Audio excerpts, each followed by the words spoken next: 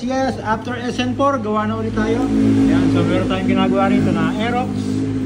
So bali, ang gagawin natin dito is from 215, gagawin natin 242cc. Kasi plus 12 tong kanyang crank. Ayan, so tinatabas ko na yung shell sa gilid. Ayan, so medyo malapit tong isa eh. Hindi lang kita sa focus eh, nag-low-blurred eh. Ayan, medyo malapit, babawasan pa natin ng konti, then okay na yan. Kasi dito clear na to eh, medyo malayo na to.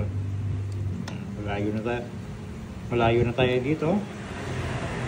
Dito lang tayo malapit. So, konting tabas na lang dyan. Tsaka dito. Yan. Ito malayo. Yan. So, okay na to. Konting tabas na lang din. Sarado na rin natin.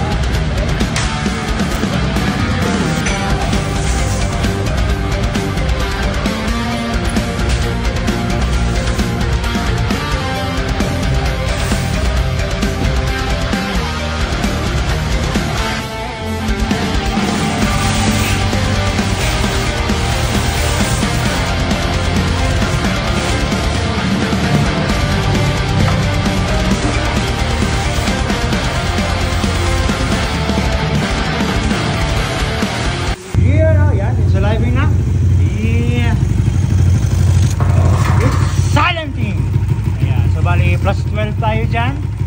Tapos JBT block, long block ang gamit natin. Kaya isang 6mm lang. Tapos downdraft tayo na 38mm. JBT head 2326. Ayan. So nagkagin na tayo ng ulan. Then break in tayo dito. Then tuning na agad. Alright. Ayan, so nagpalit tayo ng throttle body kasi nagka-problema tayo habang niro-rolling natin. Kung mapapansin nyo sa app, yung tracker nung cell, gumaganon-ganon siya. Hindi siya pumipirmes kasi sobra na yung uga nito. Ayan.